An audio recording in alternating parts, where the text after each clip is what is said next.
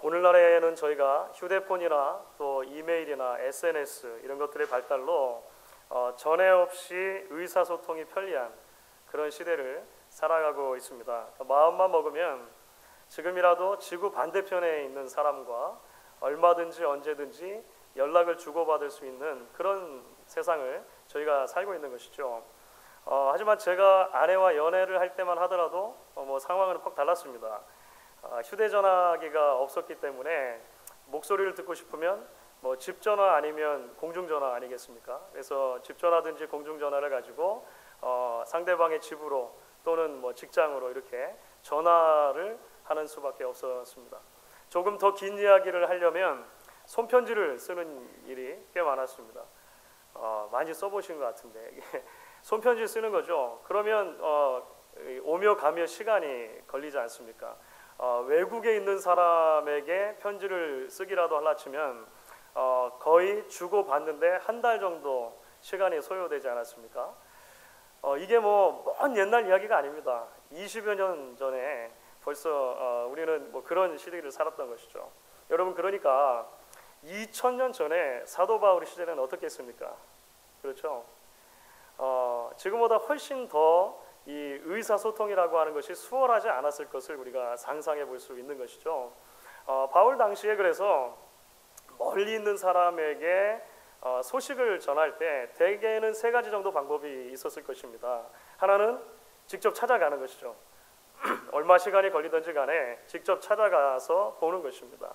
그 다음은 누군가를 나를 대신해서 보내는 것이죠. 대신 보내서 구두로 말을 전하는 방법이 있었을 것입니다. 또 하나는 장문의 편지를 써서 이 편지를 사람 편에 보내는 것이죠. 우편 제도가 발달되지 않으니까 사람 편에 보내는 것입니다. 그렇기 때문에 이런 과정을 지나갈 때 나의 편지를 전달해 주는 사람이 굉장히 중요한 것입니다.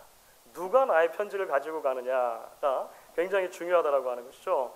보내는 사람에게나 받는 사람에게나 믿을 만한 사람이어야만 이 편지를 주고받는 것이 실제로 원하는 정보를 주고받는 그런 통로가 된다고 하는 것입니다.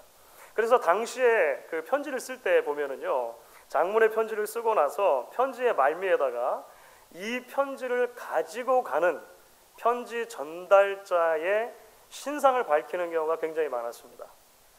내가 믿을 만한 이런 사람을 보내니 여러분도 이 사람에게 이 편지를 받거든 믿고 내가 쓰는 내용으로 받으면 되겠습니다. 이렇게 이제 보내는 것이죠. 사도 바울도 자신이 편지를 쓰면서 여러 번에 걸쳐서 이 편지 전달자를 밝히곤 했습니다. 사도 바울의 편지를 가장 많이 전달해 줬던 사람이 누구일까요? 이건 좀 어려운 질문입니다.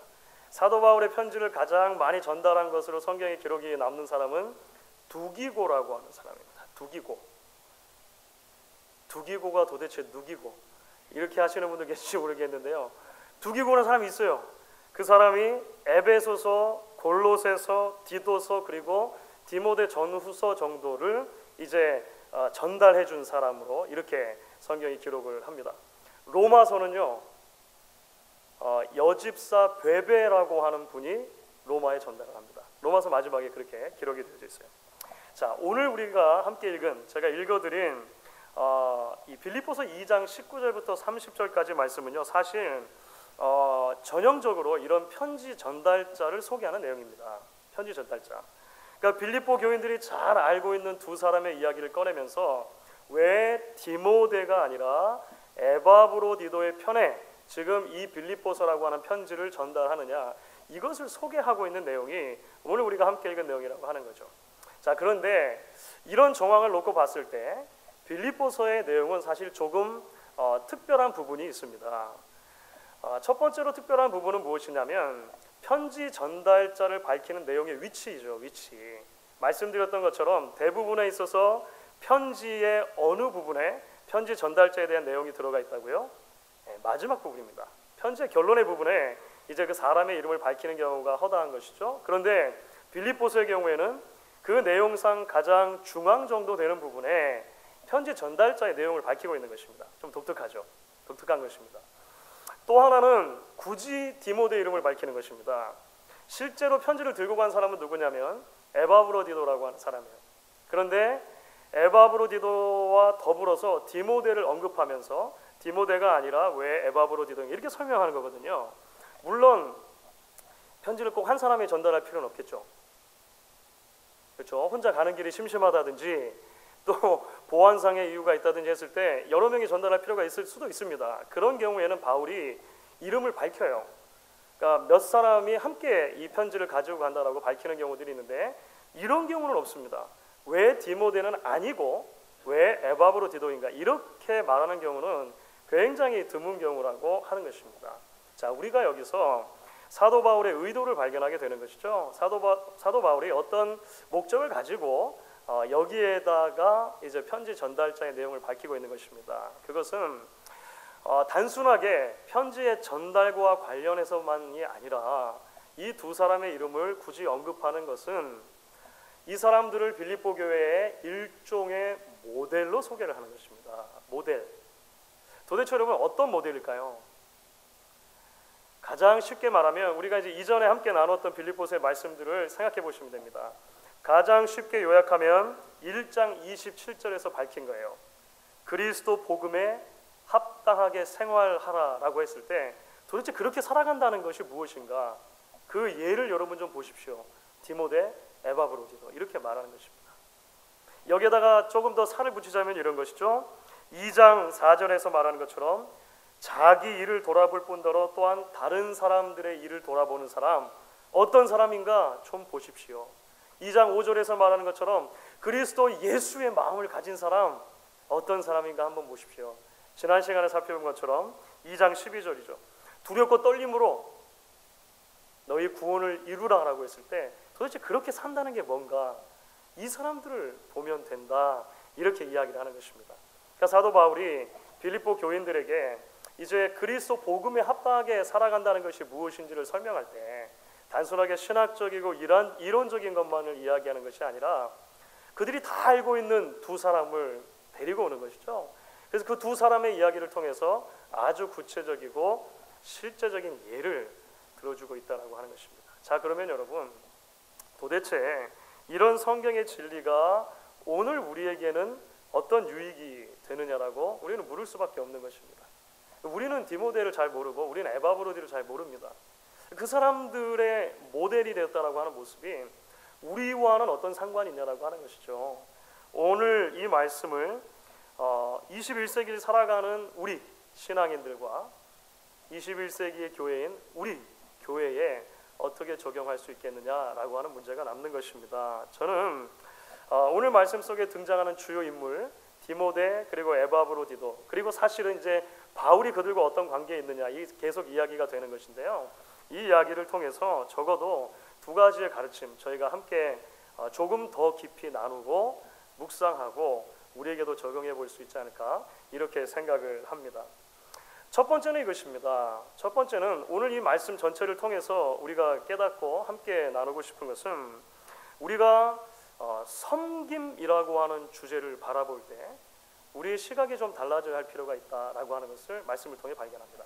섬김, 우리의 봉사라고 하는 것을 생각할 때 우리의 시각이 좀 달라질 필요가 있다라고 하는 것이죠. 말씀드린 것처럼 일종의 신앙의 모델로서 이제 디모데와 에바브로디도를 언급할 때 바울의 마음속에 가장 먼저 떠오르는 그런 이미지가 있었습니다. 그것이 무엇인가 하면 그들이 자신과 함께 복음을 위해 헌신한 동력자들이었다고 하는 거예요. 바울이 그들을 자신의 동력자라고 부르는 것을 서슴지 않았다고 하는 것입니다. 바울 22절을 보시면요. 22절 말씀에서 바울이 디모데를 이렇게 소개하는데요. 자식이 아버지에게 함같이 나와 함께 복음을 위하여 수고한 사람이다. 이렇게 말을 합니다. 우리가 비교적 디모데는 좀 잘 알고 있습니다. 그렇죠? 디모데는 많이 들어보셨죠? 저희 교회도 디모데 선교회도 있을 정도니까 디모데는 저에게 꽤 많이 알려졌습니다. 디모데는요 루스드라라고 하는 곳의 출신입니다. 그런데 디모데의 아버지는 헬라인이었고 어머니가 신실한 유대인이었습니다. 그리고 우리가 성경을 통해서 알고 있는 것처럼 그 어머니와 또 외할머니를 통해서 디모데는 아주 어렸을 때부터 정통적인 유대교의 신앙을 잘 훈련받아요. 그러니까 구약 성경에 거의 능통했다라고 보시면 됩니다. 어렸을 때부터 성경을 잘 배우고 신앙을 익혀왔던 것입니다. 다만 예수를 못 만난 것이죠. 바울이 2차 전도 여행을 하다가 이제 루스드라 지역을 지나갈 때 이제 이 디모데를 만나는 거죠. 그리고 복음을 전합니다. 그리고 그때 예수를 믿게 되는 것이죠. 그 이후로 바울의 영적인 아들이 되어서 평생 동안을 이제 바울 곁에서 바울의 동력자로 함께 섬기는 것을 우리가 보게 됩니다. 에바브로디도는 반면에 조금 이름이 익숙지는 않으시죠. 에바브로디도 아마 오늘 처음 들어보신 분들도 더러 계실 것 같습니다. 에바브로디도는요 빌립보 출신입니다. 빌립보 교회가 있는 빌립보 출신입니다. 그 이름의 뜻이 아프로디테 신에게 바쳐진이라고 하는 이름이에요. 그러니까 아프로디테는 그 비너스, 로마로 넘어온 비너스가 되는 그 여신을 말합니다. 그러니까 짐작하건대 그 빌립보 지역의 대부분의 성도들처럼 완전한 이방인, 그렇죠? 전혀 그 하나님도 모르고 전혀 예수도 모르던 이방인이었었다가 이제 빌립보 지역에 바울의 전도를 통해 교회가 세워지고 그 이후로 복음의 말씀을 듣고 이제 회심을 한 그런 사람으로 보이는 겁니다. 그러니까 디모데와 에바브로디를 비교해놓고 보면 사실 처음부터 좀 많이 다르죠. 다른 사람입니다. 굳이 우리의 표현으로 하면 디모데는 모태신앙 이렇게 우리가 이야기할 수 있겠죠. 3대에 걸쳐서 이런 게 있지 않습니까? 꾸준히 말씀을 배워온 사람입니다. 반면에 에바브로디는 어떻습니까? 전혀 모르다가 중간에 은혜를 받고 이제 중간에 회심을 경험한 그런 사람이라고 하는 거예요. 그런데 그렇게 회심한 뒤부터 이 에바브로디도는 신실한 교회의 동력자요 바울의 동력자가 됩니다. 어떻게 그가 바울의 동력자가 되는가? 빌립보서 4장 18절이 사실은 설명을 하는데요. 바울이 감옥에 갇혀 있지 않습니까? 바울이 감옥에 갇혀 있을 때 그 소식을 들은 빌립보 교회가 바울에게 선교 헌금을 보내기로 작정을 해요. 돈을 모아가지고 바울의 용도를 위해서 쓰도록 보낸다는 것입니다. 그때 누구를 통해서 보냈을까요? 어떻게 하셨어요? 그 사람이 에바브로디도인 거예요. 에바브로디도가 그 선교헌금을 가지고 바울의 감옥을 찾아갔고 그 돈을 전한 이후에 그대로 바울 곁에 머물러서 바울을 돕는 사람이 된 것입니다. 그래서요 오늘 말씀을 보시면요 바울이 이 에바브로디도를 소개하는데요 놀랍도록 그를 높여서 이야기를 합니다. 오늘 말씀을 그 25절을 보시면요 이런 표현들이 나와요. 나의 형제다. 바울이 말하는 거예요. 나의 형제다. 함께 수고한 자다. 함께 군사된 자다. 너희의 사자다. 나를 돕는 자다. 이렇게 말합니다. 그러니까 에바브로디도 한 사람 설명하는데 5 그 표현이 사용이 된 거예요. 얼마나 놀랍습니까? 특별히 마지막 2개는요.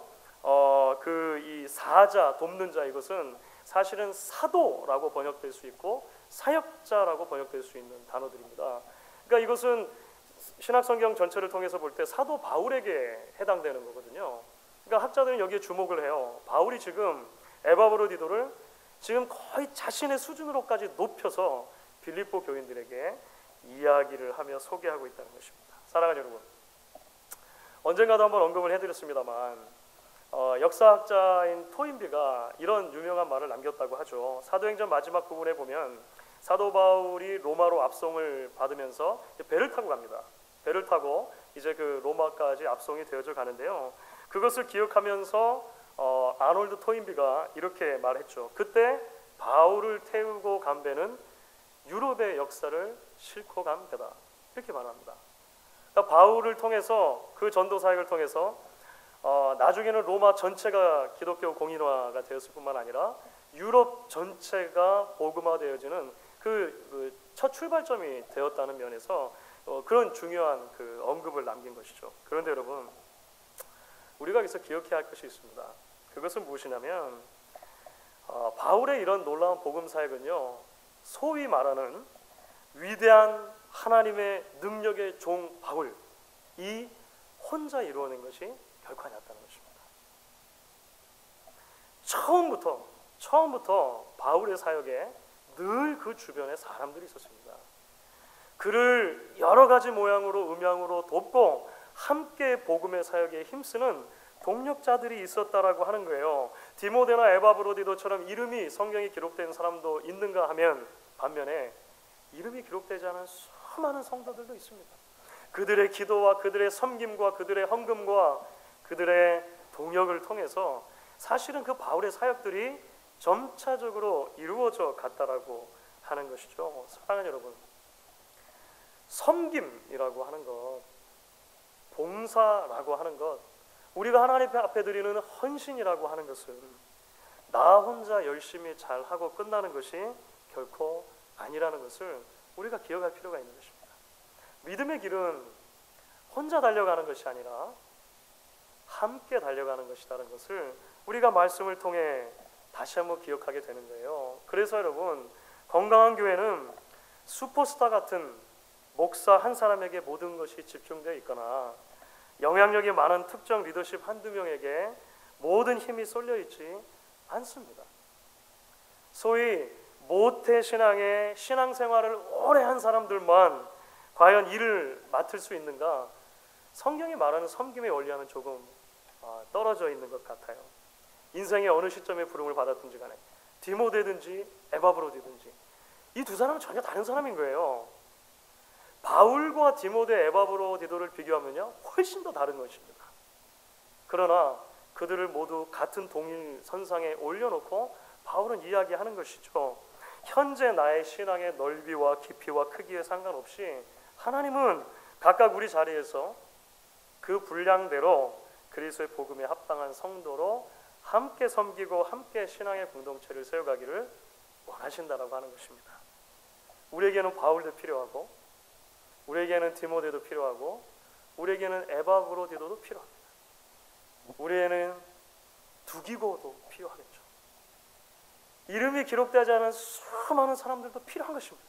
그 모두가 다 하나님의 거룩한 공동체를 함께 일구어가는 그런 사역자들이다, 동력자들이라는 것을 오늘 말씀을 통해 우리가 먼저 기억하실 수 있기를 간절히 바라는 것입니다.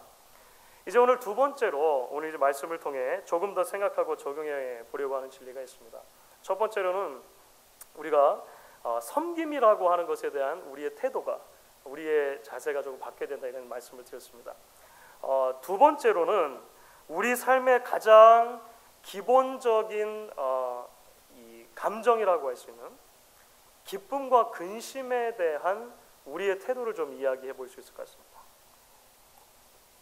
기쁨과 근심이라고 하는 주제에 대해서 우리의 자세가 조금 바뀌어야 된다라고 하는 것이죠. 오늘 본문의 계속 파견말이가 오늘 본문의 내용을 편지 전달자라고 하는 것을 이제 조금 더 들어가서 본문 가운데 기록된 내용들을 조금 더 자세히 살펴보게 되면 우리가 놓칠 수 없는 부분이 하나가 있습니다. 그것은 바울, 디모데, 에바브로디도의 삶과 신앙에서 발견하는 공통점이에요. 오늘 본문 가운데 이것이 아주 두드러지게 나타나고 있습니다. 그것은 기쁨과 근심이라고 하는 것은 사실 굉장히 원초적인 우리의 감정이지 않습니까? 기쁨과 근심. 이 기쁨과 근심의 기준이 바울이나 디모데나 에바브로디도나 모두가 다 다른 사람에게 있다라고 하는 것입니다. 여러분 이게 무슨 말일까요? 우리는 대개의 경우에 있어서 나를 중심으로 기쁨이나 근심을 생각할 수밖에 없게 됩니다. 그렇죠? 내게 좋은 일이 생기면 기쁜 것이고 내게 좋지 않은 일이 생기면 근심이 되는 것입니다. 물론 때에 따라서 우리에게 가까운 여러 사람들에게로 이 관심의 폭이 좀 넓어질 수는 있을 거예요. 그러나 많은 경우에 있어서 그것조차도 나를 중심으로 되어지는 경우가 참 많이 있습니다. 나의 부모님이 육신이 좀 연약해지실 때 근심이 되는 것입니다.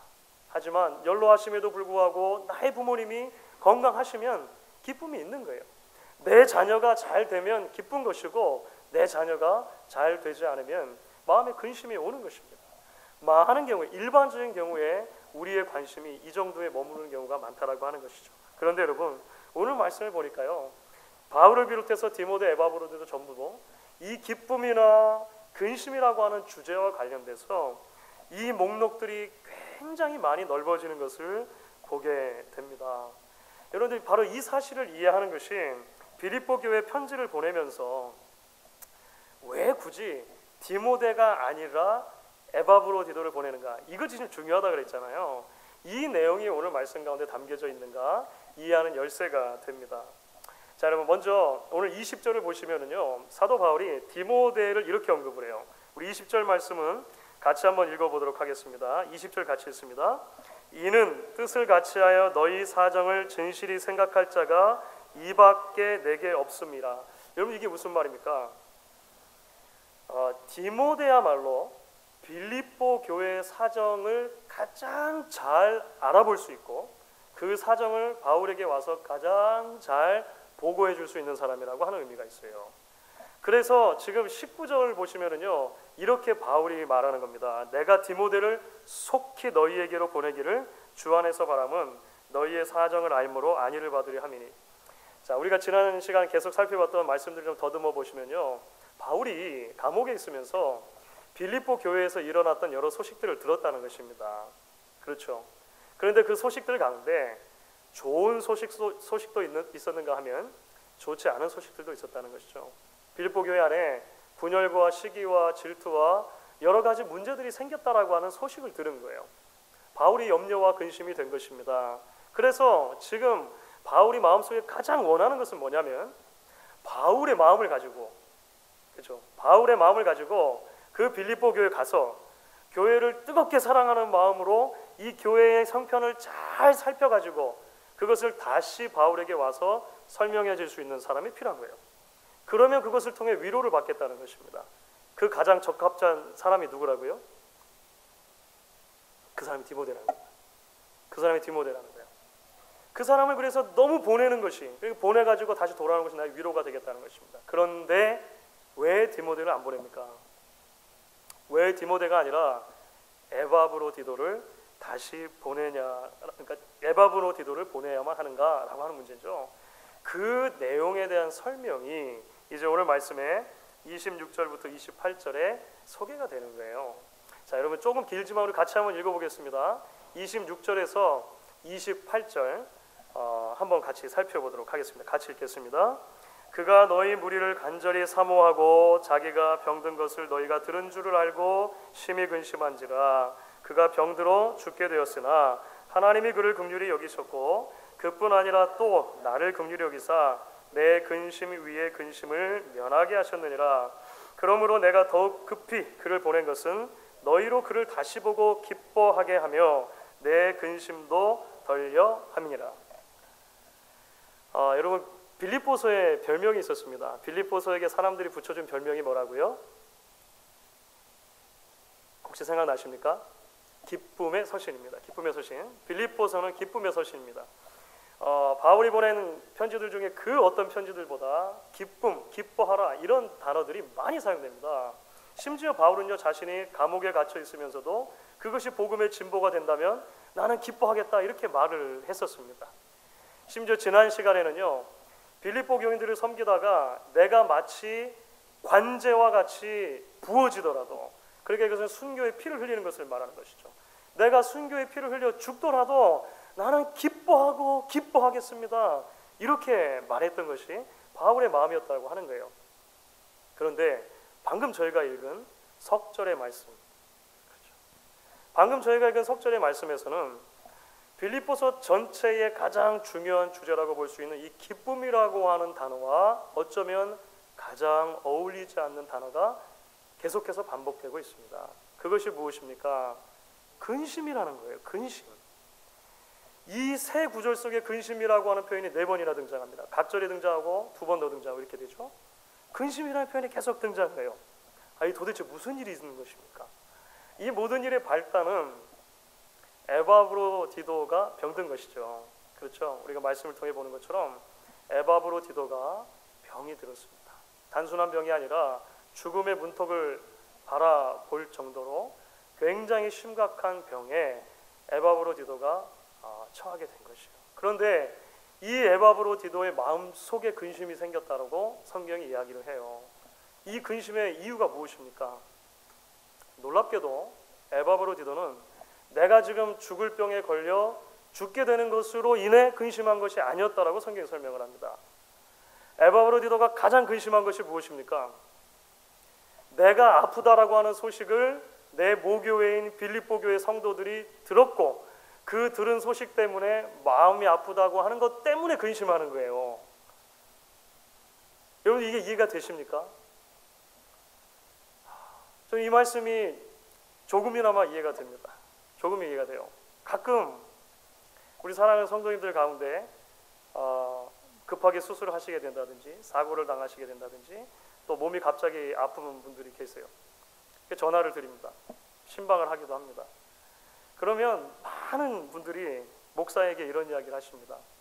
목사님께 심려를 끼쳐드려 죄송합니다. 그럼 제가 아픈 거 아니잖아요. 저한테 죄송할 게 뭐가 있습니까? 그렇죠. 여러분들이 고생하시고 여러분들이 아프시는 거잖아요. 그런데 사랑하시니까 관심이 있으시니까 우리가 하나의 공동체라고 생각하시니까 그렇게 생각해 주세요. 그렇죠. 여러분 지금 에바브로 디도에게도 이런 일이 있었다는 것입니다. 여러분 그러니 바울은 오늘 말 그대로 근심에 근심이 더해진 거죠. 그렇죠. 사랑하는 동력자인 에바브로 디도가 병들어 죽게 된 것도 근심이었고 그 이야기를 듣고 빌립보 교인들이 안타까워한다는 것을 들으니 그것도 근심이고 바울의 표현 그대로 근심 위에 근심이죠. 그런데 기적 같은 일이 일어났다는 것 아닙니까? 하나님의 은혜로 긍휼히 여기심을 따라 에바브로 디도의 병이 낫게 된 거예요. 살게 된 거예요. 여러분 누구를 보내야 됩니까? 에바브로 디도죠. 디모데는 2차로 밀려나는 거예요. 아무리 디모데가 적임자라 하더라도 아무리 디모데가 바울의 마음을 가장 잘 아는 사람이라 하더라도 지금 이 상황 속에서 에바브로 디도를 보내는 것입니다. 왜냐하면 그것이 바로 근심과 기쁨이 하나로 어울려져서 성도들을 회복시키는 자리로 나아가는 그러한 지름길이기 때문에 그렇다라고 하는 것입니다. 사랑하는 여러분, 오늘 말씀을 읽으면서 저는 다시 한번 가슴이 뜨거워지는 것을 경험했습니다. 여러분들 그렇지 않으십니까? 결국 이 놀라운 하나님의 사람들에게 있어서 기쁨이나 근심이나 사실 같은 거예요. 그렇죠? 기쁨이나 근심이나 동전의 양면과도 같은 것입니다. 사랑이라고 하는 하나에서 나오는 감정이라고 하는 거예요. 오늘 말씀은 저와 여러분은 강력한 도전의 말씀으로 다가옵니다. 우리의 기쁨, 우리의 근심이라는 주제를 조금 다른 시선으로 바라볼 수 있도록 계속해서 우리에게 이 말씀이 도전하고 있기 때문에 그렇습니다. 사랑하는 여러분, 지난 한 주 동안 기쁜 일이 있었습니까? 무엇 때문에 기쁘셨습니까? 지난 한 주간 동안 근심하셨던 일이 있으십니까? 무엇 때문에 근심하셨습니까? 말씀을 정리하면서 안도현 시인의 시 하나를 소개해드리려고 합니다. 안도현 시인이라고 가장 유명한 시는요, 연탄재 함부로 발로 차지 마라 이렇게 시작하는 시 있죠. 너에게 묻는다라고 하는 시를 지으신 분인데 제가 좋아하는 그분의 다른 시가 하나 있습니다. 철길이라고 하는 시가 있어요. 철길. 이렇게 시가 있습니다. 혼자 가는 길보다는 둘이서 함께 가리. 앞서지도 뒤서지도 말고 이렇게 나란히 떠나가리. 서로 그리워하는 만큼 닿을 수 없는 거리가 있는 우리 늘 이름을 부르며 살아가리.